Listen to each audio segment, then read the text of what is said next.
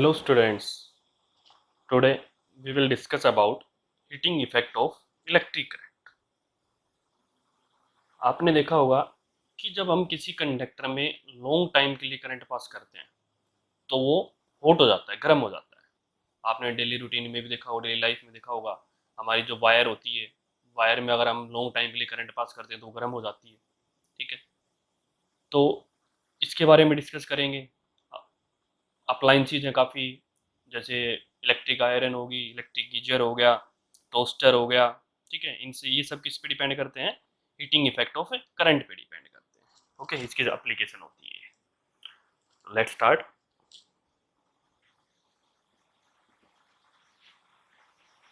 Heating effect of electric current. Okay, it means when a current is passed through a conductor for long time, then it becomes hot। किसी conductor में हम long time के लिए current pass करते हैं तो वह क्या हो जाता है? गर्म हो जाता है। इसका मतलब क्या हुआ? That is electric energy is converted into heat energy. Electric energy है वो किस में कन्वर्ट हो गई? हीट एनर्जी में कन्वर्ट हो गई। ओके, और इस फिनोमेना को हम क्या बोलते हैं? हीटिंग इफेक्ट बोलते हैं। और जो अप्लायंसेस इस पे वर्क करते हैं वो जैसे electric bulb, electric iron, toaster, ठीक है, ये सब इसी के बेस पे काम करते हैं। इसके अलावा और देखो, अब इलेक्ट्रिक फर्नेस हो गया, इलेक्ट्रिक हीटर हो गया, और भी बोल सकते हो अगर बोलना हो तो। Electric heater, electric furnace, etcetera, ये सब हीटिंग इफेक्ट ऑफ करंट पे बेस्ड है। ओके, और इस फिनोमेना को हम क्या बोलते हैं? Heating effect of electric current. अब देखो हीट प्रोड्यूस कैसे होती है।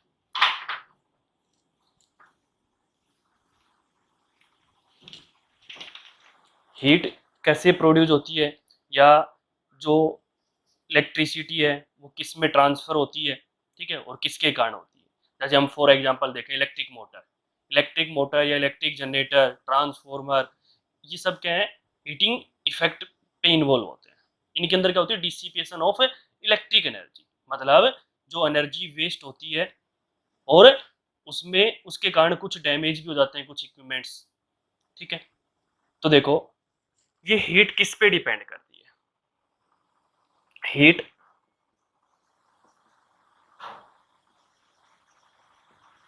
डिपेंड्स ऑन, किन किन चीजों पे ये एनर्जी डिपेंड करती है और कैसे डिपेंड करती है। देखो, एच डायरेक्टली प्रोपोर्शनल टू आई। जितना ज्यादा करंट होगा उतनी क्या होगी? हीट होगी। या हम सिंपली बोल सकते हैं कि जितने ज्यादा नंबर ऑफ इलेक्ट्रॉन्स फ्लो करेंगे पर सेकेंड, तो उनके कारण उतनी क्या होगा? कोलिजन ज्यादा होगा, और कोलिजन ज्यादा होगा तो हीट भी ज्यादा होगी। ठीक है, तो सिंपली हम करंट के बेस पे भी बोल सकते हैं। ठीक है, एच डायरेक्टली प्रोपोर्शनल टू आई। अभी आगे पढ़ेंगे डायरेक्टली प्रोपोर्शनल टू क्या होता है? आई स्क्वायर होता है। H directly proportional to I square. ठीक है, डायरेक्टली प्रोपोर्शनल तो क्या होगा? आई स्क्वायर होगा।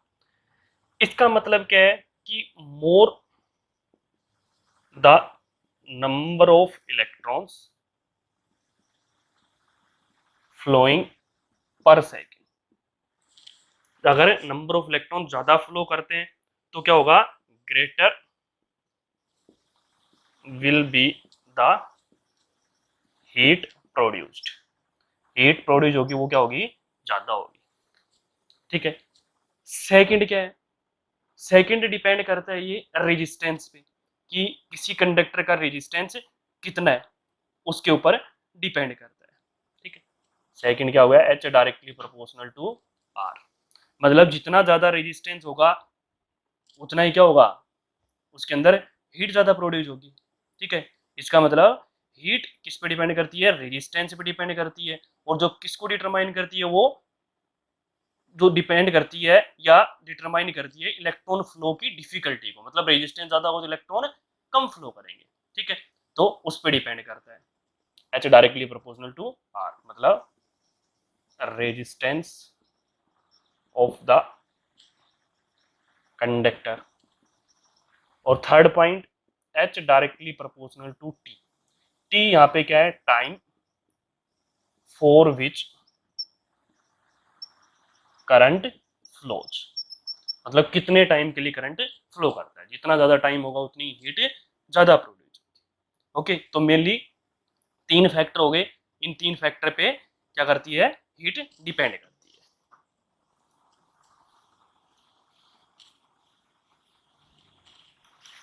देखो ये भी लिख लेते हैं इसमें, heat produced in a conductor depends upon. First factor तो क्या हो गया, सिंपली जैसे करंट बोला हमने, तो इसको हम क्या बोल सकते हैं, strength of electric current, strength of current I. Second point क्या हो गया, resistance of the conductor, of the conductor R. And third point, time for which current flows, that is T. इसका मतलब क्या हो गया, H directly proportional to I square R T. Current के square के डायरेक्टली प्रोपोर्शनल होता है। ये भी आगे हम डिटेल में देखेंगे कैसे होता है, ये पावर के बेस्ड होता है।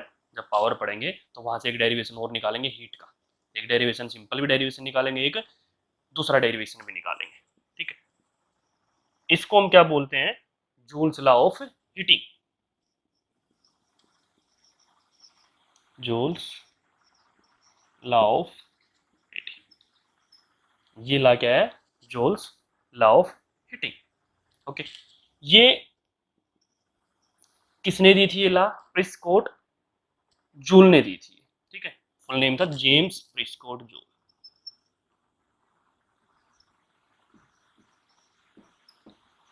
प्रिस्कोट जूल, ठीक है, इसने ये लॉ दी थी, इसको बोलते हैं हम जूल्स लॉ ऑफ हीटिंग। देखो अब इसका प्रूफ क्या है, H directly proportional to I square R T कैसे आता है। ठीक, तो ये जो हीट होती है इसको हम क्या बोलते हैं, इलेक्ट्रिक एनर्जी बोलते हैं। इलेक्ट्रिक एनर्जी, यहाँ से उसका डेरिवेशन भी निकालेंगे हीट का। वो जो एनर्जी होती है, वो एनर्जी किसकी फॉर्म में होती है, हीट की फॉर्म में होती है। ठीक है, तो सिंपली इलेक्ट्रिक एनर्जी को हम क्या बोल सकते हैं, the total work done by electric current is known as electric energy. Okay, electric current कितना वर्क करता है उसको हम क्या बोलते हैं, इलेक्ट्रिक एनर्जी बोलते हैं। ओके, इसको कैलकुलेट करने के लिए देखो, हमें पता है कि V equal to W by Q होता है, पढ़ा था हमने, electric potential V equal to W by Q.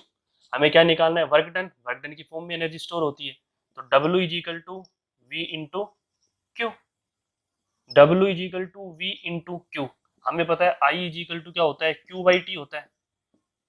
ठीक है, तो Q को हम क्या लिख सकते हैं, I इंटू टी। तो ये क्या हो गया, I into T, that is W equal to V I T लिख सकते हैं। हमें पता according to Ohm's law V equal to क्या होता है, आई आर होता है। ओके, तो वर्क डन को क्या लिख सकते हैं हम, I I square R T. This work done is stored in the form of electric energy, ये जो वर्क स्टोर हुआ ये किसकी फॉर्म में स्टोर हुआ, इलेक्ट्रिक एनर्जी की फॉर्म में स्टोर हुआ।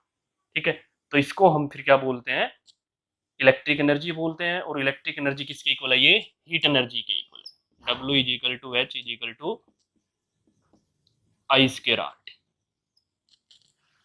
ओके, ये जहां से हम इसको ड्राइव कर सकते हैं। इसको और टर्म में भी चेंज कर सकते हैं, V की टर्म में चेंज करना हो तो V की टर्म में भी चेंज कर सकते हैं। देखो कैसे करेंगे।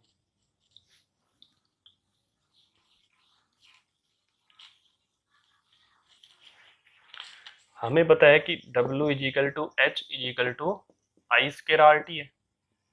ठीक है, I इज इक्वल टू क्या होता है, V बाई R होता है।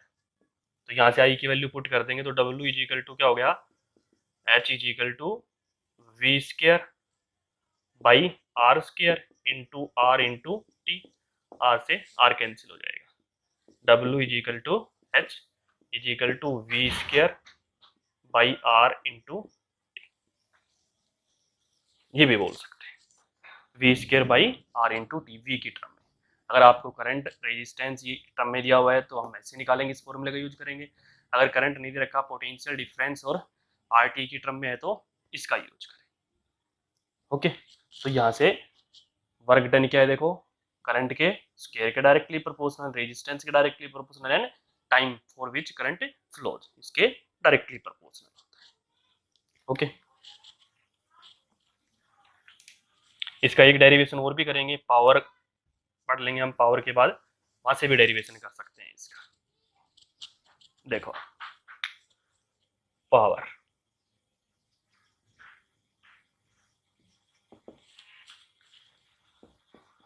The rate of doing work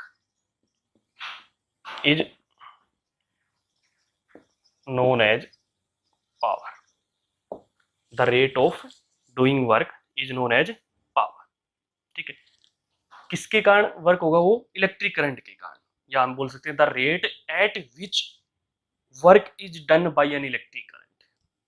okay, simply और क्या बोलेंगे, और the rate at which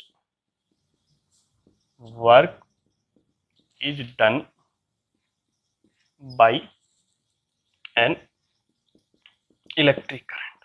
main definition ये होगी करंट के कारण, ये सिंपल डेफिनेशन है, is known as power. Okay, इसका मतलब क्या हुआ कि पावर किसके टर्म में, कितनी एनर्जी क्या हो रही है उसके अंदर, डिसिपिएट हो रही है।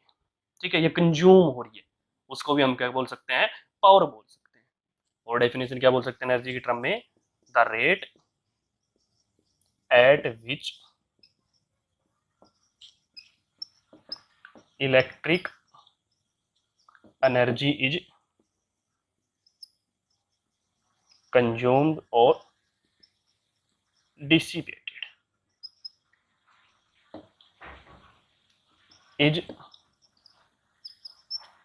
known as power.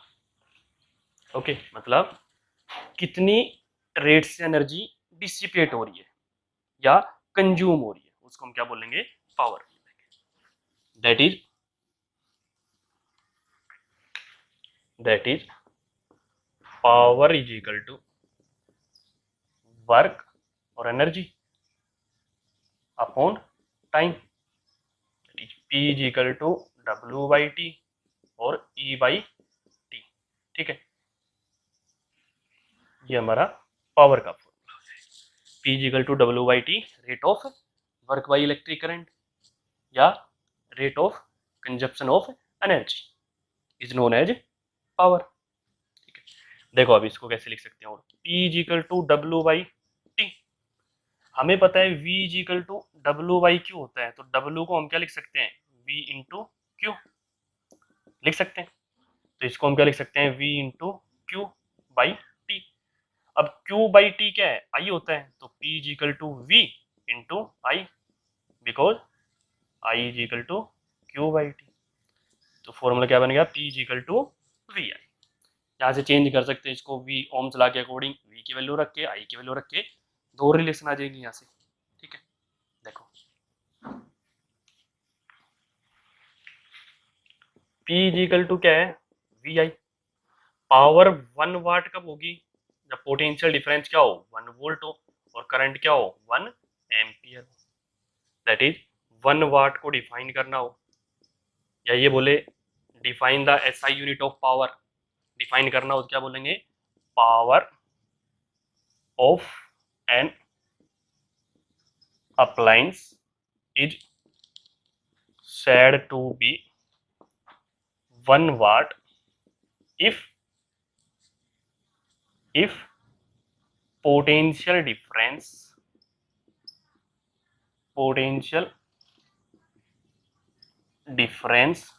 is 1 volt and current flows in it is 1 ampere. ठीक है, 1 एम्पियर करंट फ्लो हो रहा हो और 1 वोल्ट पोटेंशियल डिफरेंस हमने अप्लाई कर रखा हो तो उसकी पावर क्या होगी 1 वाट होगी।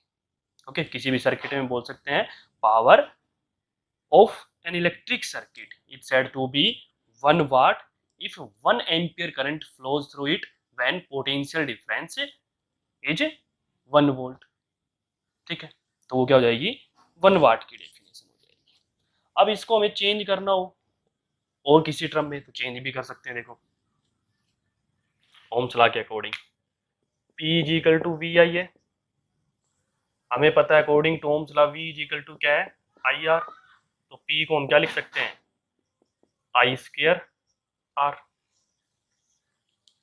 ओके, तो एक तो फॉर्म क्या बन गई P is equal to I square R, दूसरा क्या बोल सकते हैं देखो P is equal to V I, according to Ohm's law I is equal to V upon R होता है, तो यहाँ से हमने क्या लिख दिया V और V अपॉन आर क्या हो गया वी स्क्वायर बाई आर, तो P is equal to V square by R. Okay, यहाँ से पावर। ओके, देखो ये फॉर्मूले हम न्यूमेरिकल्स में यूज करेंगे। अब पावर की कंडीशन क्या क्या होती है, देखो पावर जब बैटरी डिस्चार्जिंग होती है या चार्जिंग होती है तो पावर की कंडीशन अलग अलग होती है। मेन डिटेल हम आप आगे पढ़ोगे इसी के अंदर, अल्टरनेटिंग करंट के अंदर पढ़ते हैं हम मेन डिटेल। देखो जब बैटरी डिस्चार्ज हो रही हो और जब बैटरी चार्ज हो रही हो तो कंडीशन क्या क्या होती है, डिस्चार्ज और चार्ज होने की कंडीशन। देखो first point, when battery is discharge, जब बैटरी डिस्चार्ज हो रही मतलब करंट ड्रॉ हो रहा हो ऐसे। ओके, करंट जब ड्रॉ हो रहा हो, देखो ये मान लिया हमने पोटेंशियल V है और यहाँ पे 0 है। ठीक है जब बैटरी डिस्चार्ज हो रही है तो मतलब क्या होगा, इससे करंट ड्रॉ होगा और करंट ड्रॉ होगा तो हम क्या बोल सकते हैं, देखो V potential difference V minus 0 रखेंगे या V रख लो आप, potential difference delta V is equal to external work done per unit charge W by Q। पढ़ा था हमने पोटेंशियल में V is equal to W by Q होता है, तो एक्सटर्नल वर्क डन को हम क्या लिख सकते हैं V इंटू Q लिख सकते हैं ना। अब इस केस में क्या होगा, यहाँ पे जब डिस्चार्ज हो रही है तो क्या होगा, energy is given by the battery, battery energy क्या दे रही है। ठीक है, चार्जिंग कंडीशन में देखेंगे वहां पे पावर क्या होगी, यहाँ पे अब क्या हो रही है energy given by the battery और वो एनर्जी क्या है यहाँ पे Q इंटू वी, तो इसको हम वर्क डन क्या बोलेंगे energy given by the battery. Okay, delta U से डिनोट कर रहे हैं इसको एनर्जी की टर्म, वो क्या होगी V इंटू Q। ओके, अब इस केस में क्या होगा, जब एनर्जी गिवन है यहाँ पे तो क्या होगी पावर भी गिवन होगी, power given by the battery, तो पावर क्या होती है एनर्जी बाय टाइम होता है। ठीक है, अब देखो power given by the battery, power given by the battery, power क्या होती है एनर्जी अपॉन टाइम, तो एनर्जी क्या होगी V into Q upon time, Q by T को हम क्या लिख सकते हैं आई, तो वी आई। मतलब यहाँ पे अब power supplied by the battery कितनी आ गई, V I, that is power supplied by the battery is equal to, ठीक है। ये तो कब है, जब बैटरी डिस्चार्ज हो रही है।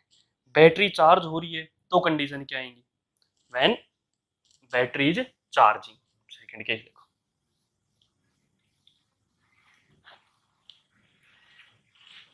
Second case when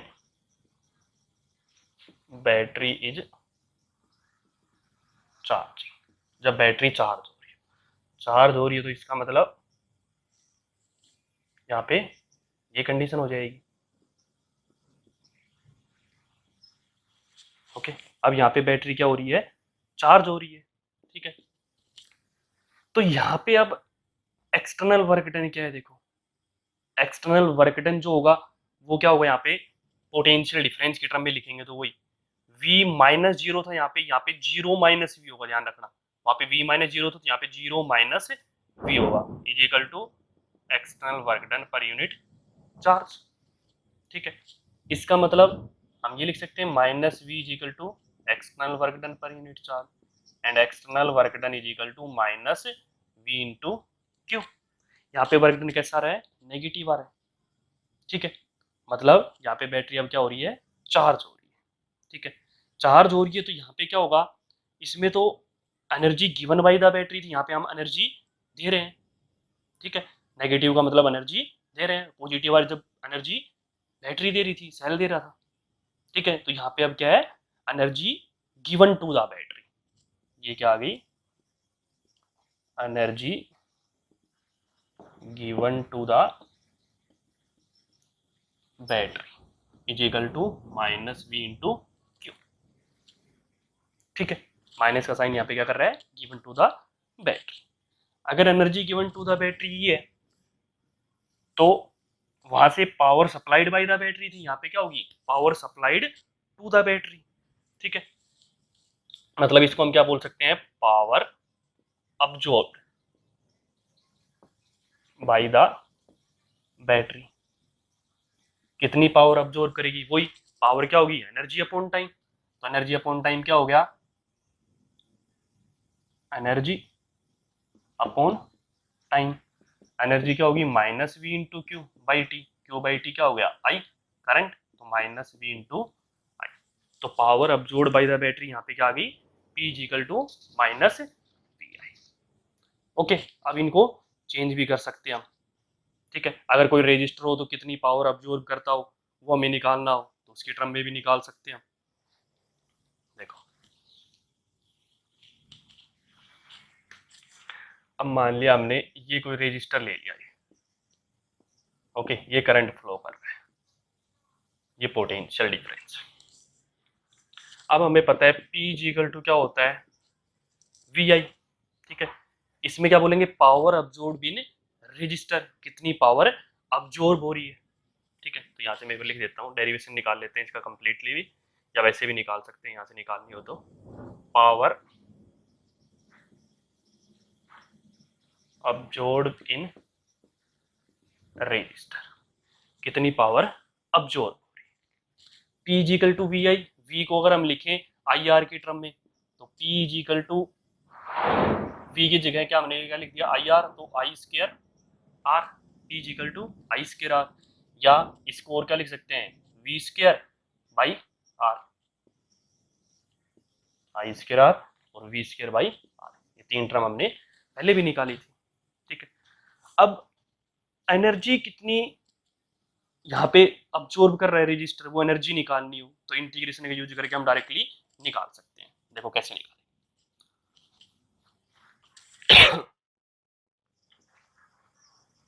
energy absorb by register, कितनी एनर्जी अब्जॉर्ब करेगा, ये मान लिया हमने एक रजिस्टर, वही कंडीशन ले ली, ठीक है। हमें पता है power P is equal to क्या है, वी आई है, और पावर को हम क्या लिख सकते हैं, P is equal to energy upon time, ठीक है, मतलब P इज इक्वल टू क्या लिख सकते हैं, E बाई टी। स्मॉल हमने कंसिडर कर लिया कि स्मॉल एनर्जी क्या हो रही है यहाँ पे, कंज्यूम हो रही है या अब्जॉर्ब हो रही है। ठीक है, तो हमने ये लिख लिया P is equal to D E by D T. D E को क्या लिख सकते हैं, P into D T. Both side अगर हम यहाँ से क्या कर दें, इंटीग्रेशन कर दें, देखो इंटीग्रेशन करेंगे तो बोथ साइड हमने इंटीग्रेशन कर दिया, इंटीग्रेशन कर दिया। ठीक है, अब हमें पता है कि पावर को हम और क्या लिख सकते हैं, आई स्क्र आर लिख सकते हैं। P is equal to I square R के इक्वल है, तो D E is equal to I square R D T. Integration हो जाएगा, डी ई का क्या हो गया, E, I square R current, और ये तो सेम है टाइम, इंटीग्रेशन करेंगे तो क्या जाएगा, टी आ जाएगा। Is equal to I square R, यहाँ से भी हम पावर से भी एनर्जी की रिलेशन निकाल सकते हैं। ठीक है, यहाँ पे वही वैल्यू रखेंगे आई की वैल्यू, तो V square by R into T, और वैसे रखेंगे तो is equal to V I T आ जाएगा। ठीक है, वही सेम चीज, तो तीनों रिलेशन यहाँ से भी निकाल सकते हैं हम, जैसे उसमें निकाली थी। ये किस लिए यूज होगा कि आपको जैसे किसी टाइम में पूछे कि कितनी एनर्जी है, फाइंड एनर्जी इन 2 सेकेंड, तो उसके लिए हम इसको यूज करेंगे, न्यूमेरिकल्स में यूज करेंगे। ओके, आगे देखो पावर रेटिंग। पावर रेटिंग क्या होती है, चलो इसके साथ साथ हम एक कमर्शियल यूनिट ऑफ एनर्जी और देख लेते हैं इसी में, पावर रेटिंग उसके बाद देखेंगे। कमर्शियल यूनिट ऑफ एनर्जी, देखो नाम से पता चल रहा है कमर्शियल यूनिट ऑफ एनर्जी, मतलब इसको हम कमर्शियल पर्पज से यूज करते हैं। होती क्या है commercial unit of energy, kilowatt hour,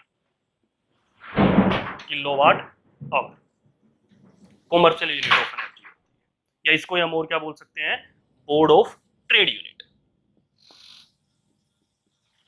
board of trade unit, BOTU ये भी बोलते हैं इसको। ठीक है, अब किलोवाट आवर क्या होता है देखो, और किसके इक्वल होता है, डेफिनेशन देखो पहले किलोवाट आवर की। किलोवाट आवर किसको बोलेंगे, मतलब किलोवाट आवर क्या है, एनर्जी कंज्यूम है, किसी इलेक्ट्रिक अप्लायंस के कारण कितनी एनर्जी कंज्यूम होती है, मतलब जिसकी पावर क्या हो, 1 किलोवाट हो। ठीक है, और 1 आवर वो क्या कर रहा हो, वर्क कर रहा हो, तो कितनी एनर्जी कंज्यूम करेगा, the electric energy consumed by an electric appliance of power 1 kilowatt in 1 hour is known as kilowatt hour। ठीक, उसको हम क्या बोलेंगे, किलोवाट आवर बोलेंगे, is known as kilowatt hour. 1 kilowatt hour किसके इक्वल होता है, देखो 1 किलोवाट आवर, देखो 1 किलोवाट, किलोवाट का मतलब क्या हो गया, यहाँ पे 1000 वाट, आवर का मतलब 3600 सेकेंड, तो उसको मल्टीप्लाई कर देंगे। देखो 1 किलोवाट का मतलब 1000 वाट इंटू आवर 3600 सेकेंड, तो यहाँ से क्या बोल सकते हैं 36 इंटू 10⁵ ठीक है, 1 kilowatt hour is equal to 36 into 10⁵ joule, या 1 kilowatt hour is equal to 3.6 into 10⁶ joule. Okay, 3.6 into 10⁶ joule, इसको हम क्या बोलेंगे 1 किलोवाट आवर। ठीक है, अब देखो नेक्स्ट, देखो पावर रेटिंग। पावर रेटिंग क्या होती है, ठीक है, power rating of an appliance. आपने देखा होगा किसी भी अप्लायंस पे, इलेक्ट्रिकल जो चीज होती है किसी पे भी देखना आपको पावर रेटिंग मिलेगी। पावर रेटिंग का मतलब क्या है कि उस पर V और I की वैल्यू लिखी होती है। ठीक है, V और I, या फिर सिंपली आपको क्या मिलेगा वहां पे, पावर, पावर मिल सकती है या V मिल सकता है। ठीक है, मतलब 100 वाट हम बोलते हैं इलेक्ट्रिक बल्ब है, जैसे ये बल्ब है मान लिया, इस पे आपको लिखा मिलेगा जैसे 100 वाट 220 वोल्ट, इसको बोलते हैं हम पावर रेट। ठीक है, पावर लिखी हुई है ये, और यहाँ से V की वैल्यू लिखी हुई है। इसका मतलब क्या हुआ कि इसकी पावर कितनी 100 वाट है, और पोटेंशियल डिफरेंस कितने पे काम करती है, ये 220 वोल्ट पे काम करती है। ठीक है, जैसे किसी भी चीज़ पे देखोगे आप, और लार्ज अप्लाइंसेस पे देखोगे, इलेक्ट्रिक प्रेस पे देखोगे या इलेक्ट्रिक हीटर पे देखोगे, तो वो पावर और वोल्टेज से रेटेड होता है। पावर रेटिंग का मतलब क्या होता है, पावर एंड वोल्टेज, उसको हम क्या बोलते हैं, पावर रेटिंग बोलते हैं। ठीक है, किसी बल्ब पे देखोगे आप, जैसे अभी तो 9 वाट का बल्ब है, तो 9 वाट 220 वोल्ट, 100 वाट 220 वोल्ट। इसका मतलब क्या होता है कि अगर हम बल्ब को ऑन करते हैं तो कितनी सप्लाई देनी पड़ेगी उसको, 220 वोल्ट, वो 220 वोल्ट क्या लेगा, सप्लाई लेगा, और फिर कितनी कंज्यूम करेगा पावर, 100 वाट पावर कंज्यूम करेगा। 100 वाट पावर कंज्यूम करेगा, इसका मतलब उसकी इलेक्ट्रिक एनर्जी हमें निकालनी हो तो इलेक्ट्रिक एनर्जी क्या होगी, 100 joule. 100 joule of energy convert होगी किसके अंदर, या तो करंट के अंदर या हीट के अंदर, हीट भी होती है तो हीट में भी कन्वर्ट होगी वो। ठीक है, तो हमें रेजिस्टेंस निकालना हो इसे, तो रेजिस्टेंस भी निकाल सकते हैं। देखो मान लिया बल्ब लिया हमने, ये एग्जांपल ले लिया, तो हमें रेजिस्टेंस निकालना है, रेजिस्टेंस ऑफ बल्ब, बल्ब का रेजिस्टेंस क्या है। ठीक है, तो रेजिस्टेंस कैसे निकालेंगे, हमें पता है P is equal to V square by R होता है, क्योंकि V और P के टर्म में आपको दे रखी है तो ये फॉर्मूला यूज करना, I दे रखा हो तो I वाला फॉर्मूला यूज करेंगे, आई स्क्वायर आर। अब R निकालना है तो आपको क्या पता है, V square by P, V की वैल्यू रख देंगे 220 इंटू 220 अपॉन P की वैल्यू 100, कैंसिल हो गई, तो क्या आ गया 20 इंटू 20, मल्टीप्लाई कर देंगे इसको 484 ओम, रेजिस्टेंस आ गया यहाँ से। मैक्सिमम करंट कितना लेगा ये, maximum current it can take, वो निकालना हो तो मैक्सिमम करंट निकाल सकते हैं हम, वही P और V के टर्म में रखना है आई को। ठीक है, देखो मैक्सिमम करंट कितना लेगा, maximum current it can take, हमें पता है P is equal to V I होता है, तो I इजिकल टू क्या आ गया, P अपॉन V, पावर कितनी है 100 अपॉन 220, ओके, दैट इज 5/11, इतना क्या होगा इसका करंट होगा। ठीक है, 5/11 एम्पियर मैक्सिमम करंट होगा इसका। ठीक है, तो हम ये दो वैल्यू निकाल सकते हैं, यहाँ से करंट की वैल्यू भी निकाल सकते हैं और रेजिस्टेंस की वैल्यू भी निकाल सकते हैं। ठीक है, मतलब इतना करंट, मैक्सिमम करंट इसके अंदर क्या कर रहा है, फ्लो कर रहा है।